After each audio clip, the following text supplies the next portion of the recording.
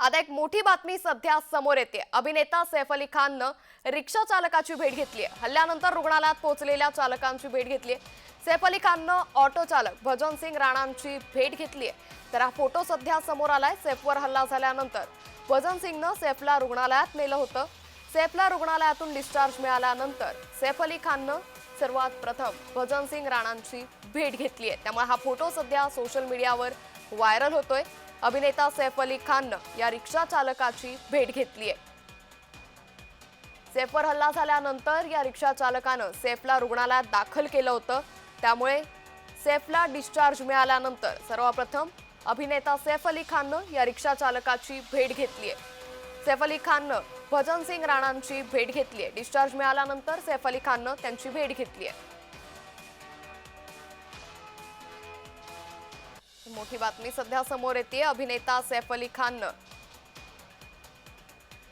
या संदर्भात अधिक माहिती देता आमचे प्रतिनिधी अक्षय मावळे। अक्षय, सैफ अली खाननं या रिक्षा चालकाची भेट घेतली आहे, काय अधिक तपशील? नक्कीच अंकिता, आपण जर बघितलं तर ज्या दिवशी सैफ अली खानवर प्राणघातक हल्ला झाला होता, यानंतर जो रिक्षा चालक सैफ अली खान याच्या घराखाली उभा होता, यांनी या रिक्षा चालकाने सैफ अली खानला रुग्णालयामध्ये नेलं होतं आणि त्या ठिकाणी दाखल देखील करण्यात आलं होतं। महत्त्वाचं जर बघितलं तर काही दिवसापूर्वीच ऑटो रिक्षाचा जो चालक होता याचा देखील एका संस्थेकडून सत्कार करण्यात आला होता आणि 5 दिवसानंतर ज्यावेळी सैफ अली खान याला डिस्चार्ज मिळाला, यानंतर स्वतः सैफ अली खान या ऑटो चालक जो आहे भजन सिंग राणा त्याच्या निवासाने दाखल झाला। या ठिकाणी देखील सैफ अली खान याने या रिक्षा चालकाचे आभार मानले।